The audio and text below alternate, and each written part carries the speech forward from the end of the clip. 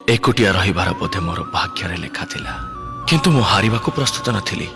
सहर को चली आसिली, निष्पत्ति नेली पाठ पढ़ी बड़ा मनीष हेबी, निज पाई निजर गोटे परिवार तैयारी करिबी। चाकरी कली आउ तापरे खोजी बुलिली मो मनर मनीष को, जहार गोटे सुंदर परिवारटे थिबो। खोजु खोजु तम सहित देखा हैला, आउ लागिला तमे मोरी पई ही जन्म नेइछ।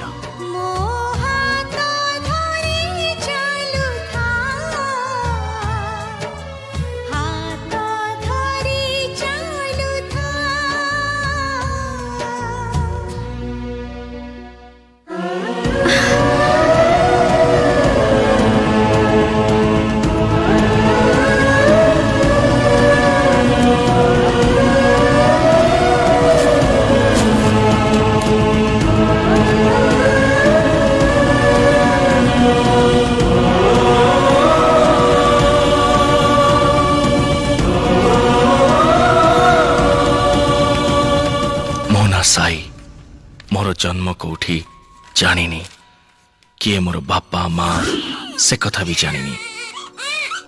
मते जड़े लोक रास्ता कड़ी उठे आनी पाली थिले, किंतु तांको निज पिला जन्म हवा परे पुणी थरे अनाथ हो गली। तापरे अनाथ आश्रम रे रहिली।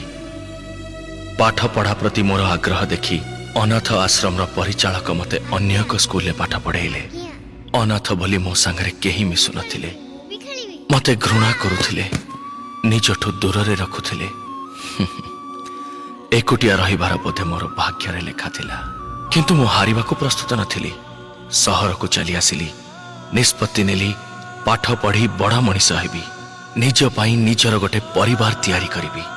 चाकरी कली आउ तापरे खोजी बुलिली मो मनर मनीष को, जहार गोटे सुंदर परिवारटे थिबो। खोजु खोजु तम सहित देखा हैला, आउ लागिला तमे मोरी पई ही जन्म नेइछ। आगे तम परिवार विषय जानिली, आउ तापरे तम निकटतर हवाकू चेष्टा कली। जदिओ जानिथिली से रास्ता भूल, किंतु ता छड़ा मो पाखरे उपाय नथिला। तमको निजर भावी दुष्टामी करिछि, आउ तमे कष्ट भी पाइछ। तमे मो भल पाइबाकू ग्रहण करिबो कि न करिबो तम इच्छा, किंतु तम बिना मोर किछि इच्छा नाही। सबु जन्म रे एही जीवन रे साथी हेई आसुथा, मो हाथ धरी चालुथा, मो हाथ धरी